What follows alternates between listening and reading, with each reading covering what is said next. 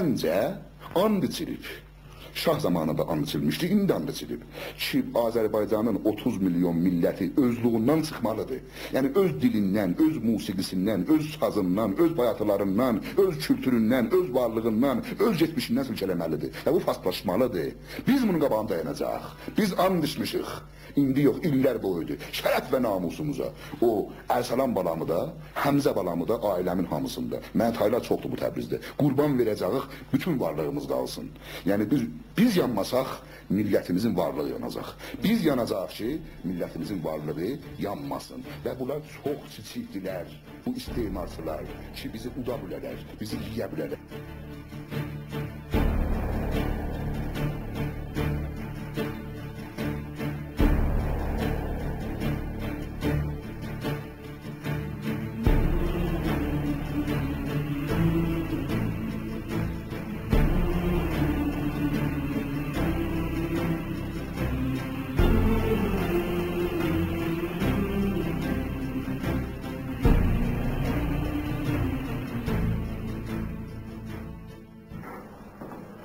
Və biz bunlarla ilqar bağlamışdır.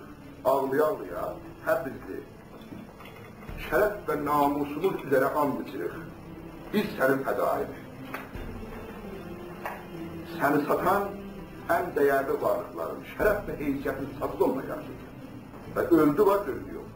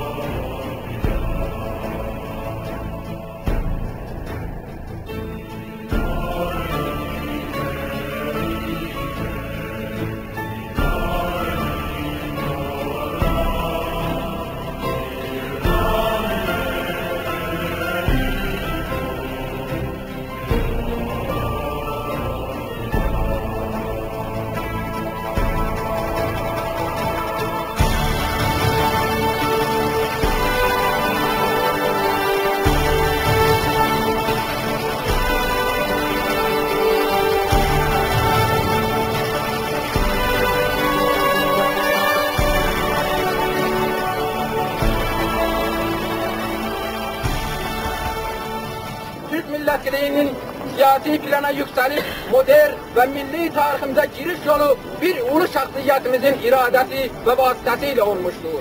O iranı şahsiyet yalnız ve yalnız Profesör Doktor Mahmud Ali Şehreganlı olmuştur. Yaşasın! Yaşasın Şehreganlı!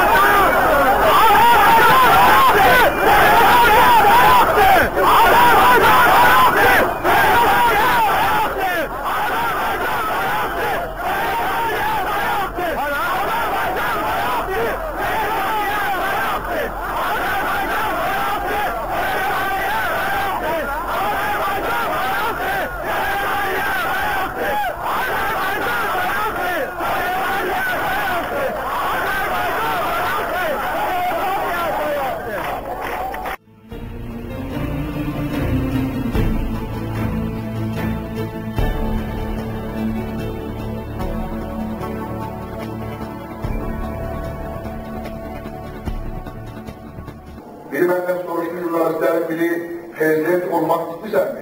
Dedim yok. Şerefsizlere gel. Azerbaycan milletinin hükümetinde, hakimiyetinde, devletinde, meclisinde olan, hatta kənddə şahid olmak istəmirəm. Ben bir savaşçıyam, ben bir fədaiyəm. Buna inanın. Ben savaşmak istiyorum.